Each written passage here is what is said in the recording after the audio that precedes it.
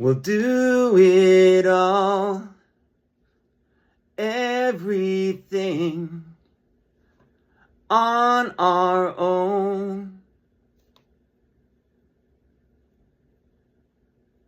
We don't need anything or anyone. If I lay here, if I just lay here, would you lie with me and just forget the world? Grand Rising. Today is a new day to start again. It is 9/22/2024. So I've got some scribble here from early this morning, and then I've done some things. I was going to do my video, and then I was like, I'm going to take a bath. I take baths now. And I'm going to just enjoy that first and then do my video. So now I'm coming back to my scratches that I had from early this morning, and I'm going to try to make sense of it in a shorter video. But we'll see. They tend to get to 9 to 10 minutes. We'll see how I do. So last night I started to look into some things that, obviously, when you're looking at YouTube, there's algorithms that are set, and things that you're looking through, you'll get more videos that are similar to that. So, I'm being probed to look in directions of places sometimes that is outside of me following my way or what I talk about sometimes with my message of really tuning everything off, and allowing yourself to go where you want to go. So I'm allowing myself to be manipulated. A long way about getting to that. So I recognize that. But also, I just thought it was interesting because sometimes you see synchronicity. I'm going to get lost in the weeds here, but I have a thing about Prometheus and fire actually being technology, and that technology is for us, but we tend to misuse it or get clouded by allowing algorithms to pick what we're looking into. But at the same time, I think there's also synchronicity that's in play regardless of what's going on that can't be pulled out of. Like, whenever you're trying to do things a certain way, there's always going to be consistency that you're going to be able to see. That's another long way about getting to something that may not even make any sense. What I'm trying to say is, as I was being drawn through the algorithms, I ran into Sufism and Al-Halaj. Dang it, I did this earlier, and I practiced saying that word. I actually looked up how to say it. Al-Halaj. Okay.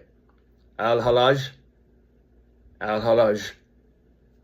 I'm not very good at it. One of the things that drew me to, though, is I watched a whole video about it and about this figure or this character, Al-Halaj.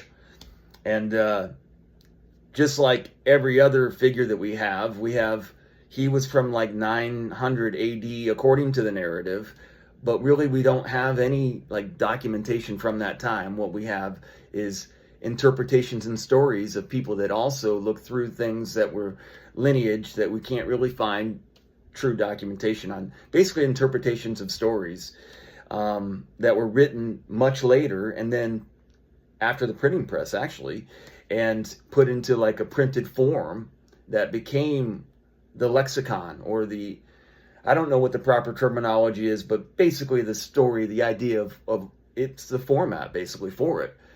In our modern culture, that's what happens a lot of times. There's these stories that are undocumented fables that have been kind of left through time when we were still writing according to the narrative, hand the quill to paper, and then as that advanced. But none of that paper stuff really is still available to us. What we have are these printed forms, and that's what really sets.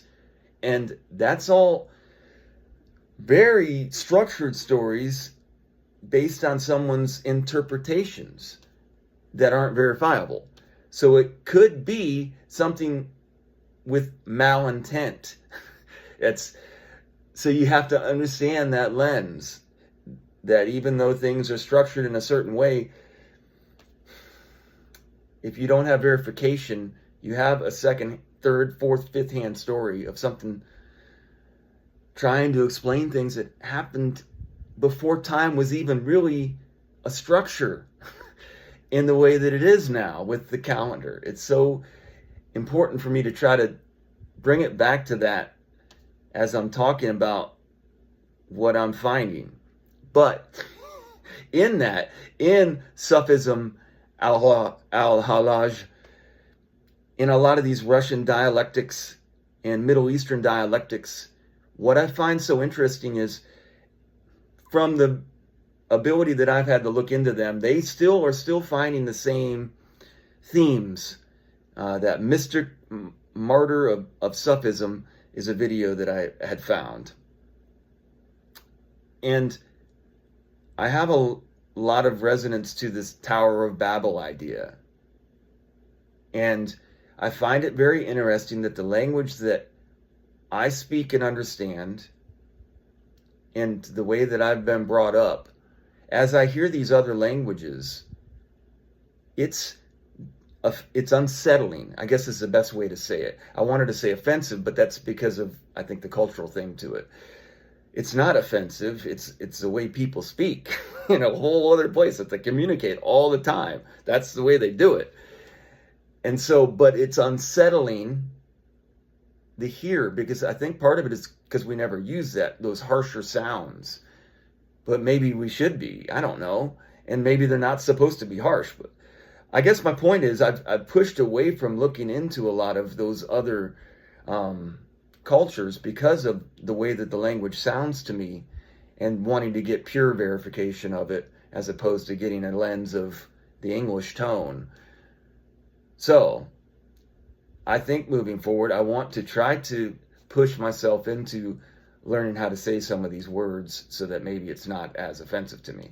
That's something that's just a side note from yesterday that I really wanted to get to in a really weird way. But I think it's important for us to understand words, but I also think that I have been kind of lazy on some of these things, and I need to start putting discipline into it and action to help myself and my message. But also through that, I had a lot of names written down here that, if you think I'm crazy, I'm going to give you some names just to kind of do a quick wiki search on and get the mainstream quick synopsis of them. And these are people that I don't necessarily fully agree with, but a lot of people don't even know who they are, and there's a lot of similarities. So one is Rudolf Steiner, Anatoly Fomenko. It'd be better if I had a scratch there. I talked earlier in previous videos about my penmanship and trying to do better with that, and these are a lot of scratches. So I'm moving forward, going to try to work on my penmanship when I'm putting pen to paper and have purpose with it, because that's important. But Anatoly Fomenko, Werner von Braun, Pythagoras philosophy, Isaac Newton occult, Santos Bonacci. Look up those kinds of names if you want to like delve into my crazy mind, because a lot of this up till this point was a little crazy. Like I said, I wrote all this stuff down early this morning, and then I took the bath, so I really haven't revisited, and this is coming in totally blind. So it's kind of interesting. These are some of the consistencies I've seen in all of these different types of what seem to be hidden mysteries. Is in them you find that it does not end well for people that are vocal. In fact, if you look up this video, Mystic Martyr of Sufism, I might link it. I'll link it below. That's another thing I could do a little better about. And it's about this al-Halaj, and it's just very interesting because I'd never even heard of it before. It links to Sufism, and then Sufism is down this whole Middle Eastern kind of understanding that I'm not that familiar with.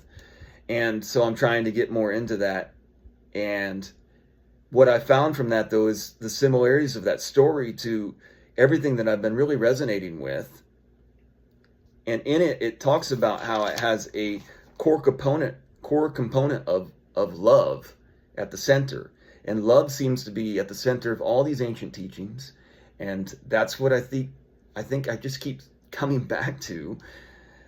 But when you preach that, when you preach it to people that start to understand, because love is something that can spread, these people started to get groups of people that were following them in their vocality, and they were starting to make resonance, and that's dangerous to the overall structure.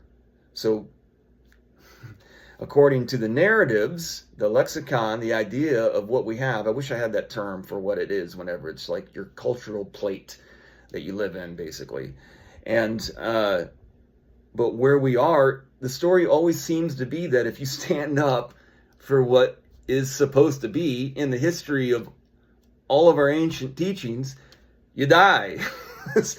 But I don't know if that's true. I just think it's something that's definitely happened. There's definitely been people that didn't die, and there's people that have kind of disappeared. Like Lao Tzu mystery there's no real answer to what happened to him after he went on. That was the supposed author of the Tao Te Ching. But all of them also kind of center around the same thing, the present moment. So then I wrote this down. I can probably tie this up. The present moment. Pay attention, earn, reflection, discipline, self-accountability, reason, application, practice, patience, contentment, strength, serenity. Serenity comes from contentment. Contentment requires strength. Strength leads to serenity. Serenity is a serenity prayer. I'm not going to recite it here. Most people know it. I'll link it. I may make that my thumbnail. Serenity comes from the strength that comes from contentment.